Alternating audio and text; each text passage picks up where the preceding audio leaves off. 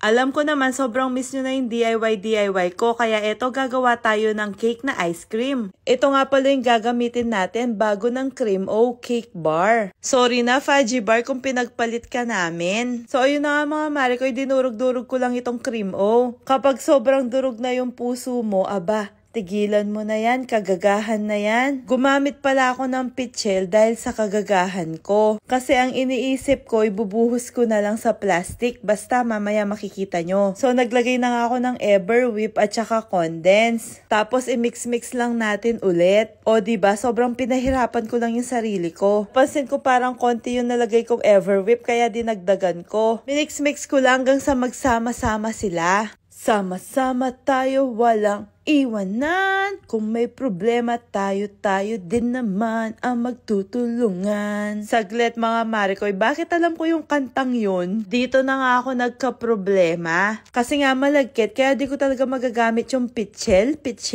Nuko niya kasakiting kapampangan na usmi kanini pitchil. Ganyan siya kalagkit at tinikman ko nga pala kung masarap siya, di siya sobrang tamis. Tapos ayan na mga Marikoy, natapos na ako sa struggle ko, nalagyan ko na sila ng stick. In few moments later, eto na, luto na, matigas na pala. Syempre sa sobrang excited ko, kakainin ko na yung isa kaya binuksan ko na. O, i-check natin kung marunong pa rin kayong magbilang.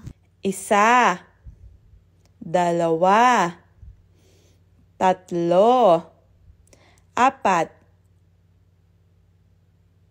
5. Palakpakan ng yung sarili dahil marunong ka pang magbilang. At ayan na nga mga Marikoy, tuluyan na ako nag-DIY at ginamit ang Cremo na to. Dinurog-durog ko lang kasi may naisip na naman akong gawin. Mainit na naman kasi ang panahon ngayon. Kaya yan, nilagyan ko lang ng konting Everwhip at saka condense. Tapos i-mix-mix lang natin mga Marikoy. Meron din kasi ako nabiling blender na sobrang cute tapos rechargeable. Pwede mo siyang dalhin kahit saan. Try ko pala yung yellow kung kaya niyang ipaglaban. Kayang-kaya naman niya. Tapos naglagay na rin pala ako ng gatas. At ayun na nga, may natapon. Ibe-blender na ulit natin. Bali, ipupush mo lang siya ng 2 beses para gumana. In fairness, ang bilis. Nabili ko nga pala to sa Shopee. Lalagay ko na lang sa bio ko yung link. Tapos nilagay ko na nga sa baso yung binlender ko. Syempre mga Marikoy, wag mong pakasapak kasi ilalagay pa natin yung minix natin kaninang cream o. Tapos para magandang tignan at mas masarap, naglagay na rin ako ng konting chocolate syrup. At ayun na nga mga Marikoy, tinikman ko na. Grabe, sobrang sarap niya. Isipin nyo yon, yung cake pwedeng gawing inumin. Kaya napayami, yummy.